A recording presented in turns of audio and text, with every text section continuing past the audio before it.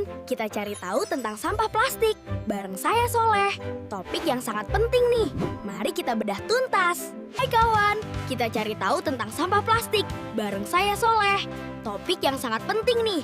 Mari kita bedah tuntas. Pertama, mari kita hargai guna plastik. Kenapa dipakai di mana-mana? Karena dia itu kuat, ringan, dan murah. Ini yang bikin dia jadi pahlawan di industri.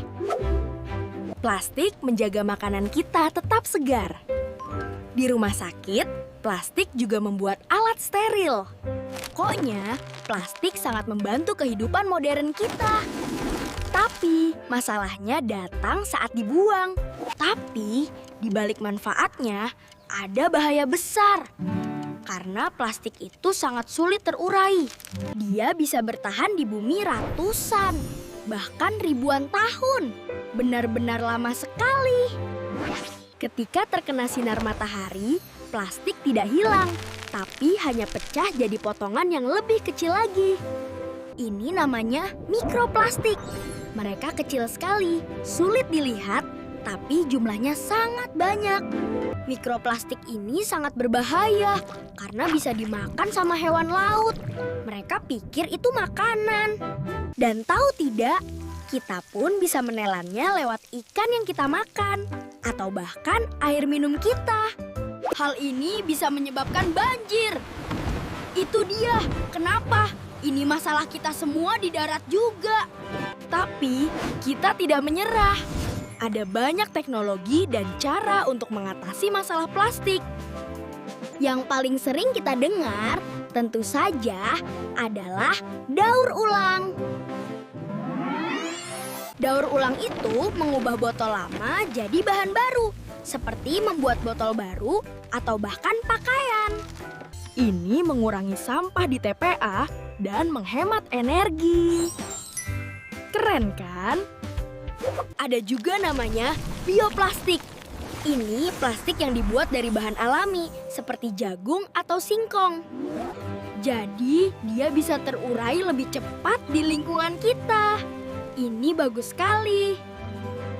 Teknologi lain yang keren banget namanya pirolisis. Plastik dipanaskan dengan suhu tinggi dan diubah menjadi minyak. Minyak ini bisa dipakai lagi sebagai bahan bakar. Wow, sampah jadi sumber energi. Ada juga penelitian menggunakan enzim. Enzim ini bisa dibilang gunting super dari bakteri. Dia bisa memotong rantai plastik. Ini metode yang sangat menjanjikan untuk masa depan kita. Sekarang, bagian favorit saya. Fakta unik tentang plastik. Kalian tahu kode angka di bawah botol? Angka-angka itu dari 1 sampai 7 namanya Resin Identification Code. Angka 1 itu yang paling sering kita lihat. Dia gampang didaur ulang. Fakta sedihnya, ada pulau sampah plastik di Samudra Pasifik. Pulau ini sangat besar. Pulau ini lebih besar dari negara Perancis loh. Namanya The Great Pacific Garbage Patch.